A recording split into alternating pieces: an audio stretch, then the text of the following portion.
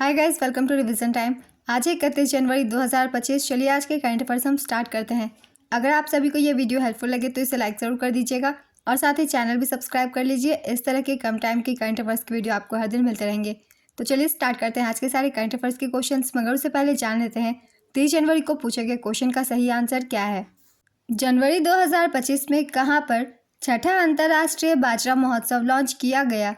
Option A Bengaluru, option B Delhi, option C Tamil Nadu, option D Maharashtra. इसका सही answer है ऑप्शन ए बेंगलुरु। चलिए अब आज के करंट अफेयर्स हम स्टार्ट करते हैं। क्वेश्चन नंबर 1, हाल ही में मलेशिया में आयोजित 9वें जोहोर इंटरनेशनल ओपन शतरंज टूर्नामेंट का खिताब किसने जीता? इसका आंसर है इनियन पनीरसेल्वम। भारतीय ग्रैंड मास्टर इनियन पनीरसेल्वम ने मलेशिया में आयोजित 9वें जोहोर इंटरनेशनल ओपन शतरंज टूर्नामेंट का खिताब जीता। उपविजेता रही वियतनामी जीएम गुएन वान ह्यू। दूसरे स्थान पर भारतीय आईएम वीएस राहुल थे। तीसरे स्थान पर चीनी आईएम ली बो। नेक्स्ट क्वेश्चन, नीति आयोग की वित्तीय स्वास्थ्य सूचकांक 2025 में कौन सा राज्य शीर्ष पर है? इसका आंसर है ओडिशा। वित्तीय स्वास्थ्य सूचकांक 2025 इस रिपोर्ट की जारी करता है नीति आयोग। इस रिपोर्ट के टॉप 3 राज्य हैं। पहले स्थान पर ओडिशा, दूसरे स्थान पर छत्तीसगढ़ और तीसरे स्थान पर गोवा।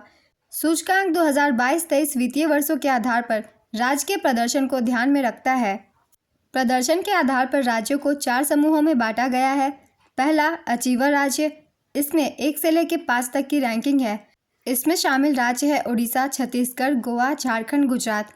फ्रंट रनर 6 से 10 तक की रैंकिंग है। इसमें शामिल राज्य है महाराष्ट्र, उत्तर प्रदेश, तेलंगाना, मध्य प्रदेश और कर्नाटक। परफॉर्मर 11 से 14 रैंक तक तमिलनाडु, राजस्थान, बिहार, हरियाणा।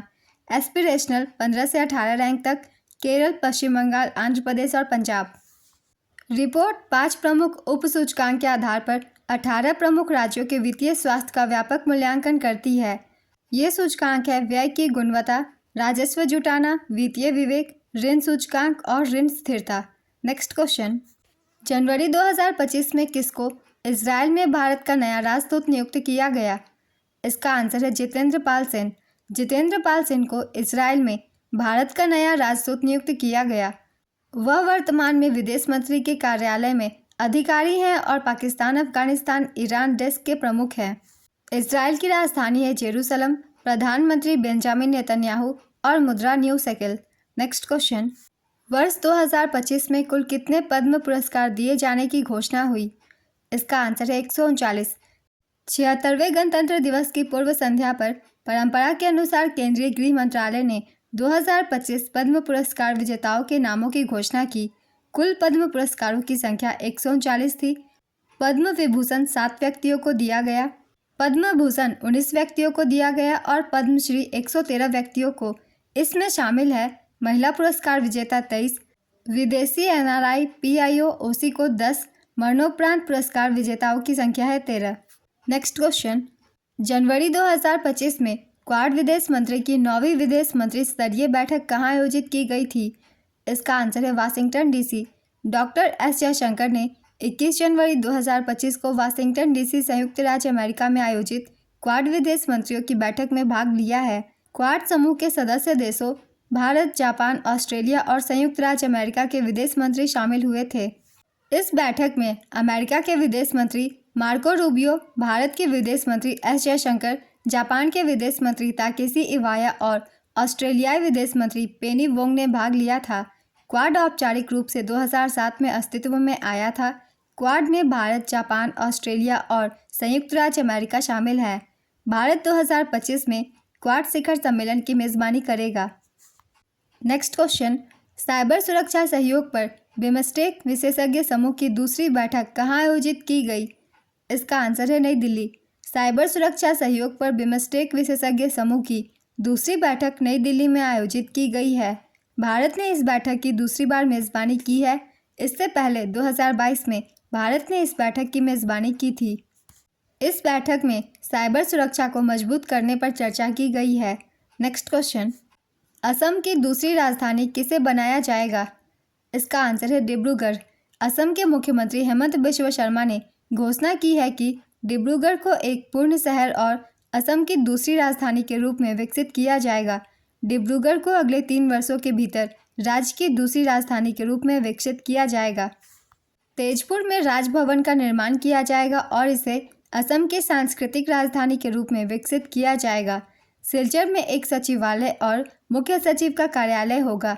असम की राजधानी है दिसपुर। मुख्यमंत्री हेमंत बिश्व शर्मा और राज्यपाल लक्ष्मण प्रसाद आचार्य हैं। नेक्स्ट क्वेश्चन, बेलारूस में हुए राष्ट्रपति चुनाव में किसने जीत हासिल की है? इसका आंसर है अलेक्जेंडर लुकाशेंको। साल 1994 से बेलारूस का नेतृत्व कर रहे राष्ट्रपति अलेक्जेंडर लुकाशेंको ने 7वीं बार देश का राष्ट्रपति चुनाव जीत लिया है। उनको 86.82% वोट मिले हैं।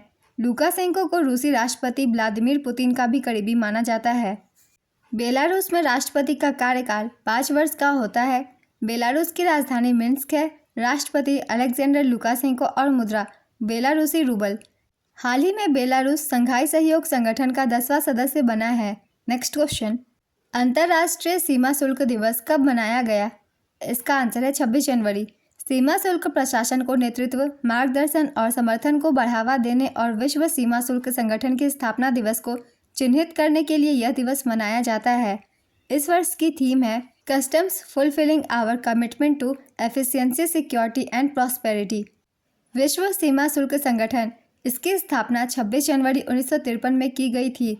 इसका मुख्यालय ब्रुसेल्स, बेल्जियम में है और वर्तमान अध्यक्ष यान सॉन्डर्स हैं। नेक्स्ट क्वेश्चन, हाल ही में ऑस्ट्रेलियन ओपन 2025 के पुरुष एकल का खिताब किसने जीता? इसका आंसर है जैनिक सिनर।